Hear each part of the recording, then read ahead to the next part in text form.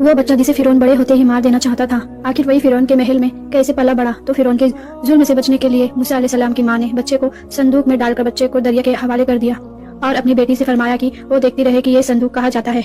तो संदूक दरिया में बहता और उनकी बेटी संदूक का पीछा करती। तो संदूक दरिया में बहते बहते एक बागीचे के किनारे ठहरा और वो बागीचा फिरौन का था और फिरौन की बीवी अक्सर इस बागीचे में टहलने आया करती थी।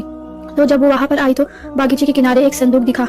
तो जब खादिम उसे कहकर इस संदूक को खोला गया तो उसमें से एक निहायती ही खूबसूरत और मुस्कुराता हुआ बच्चा निकला और फिरौन के घर में कोई वारिस नहीं था।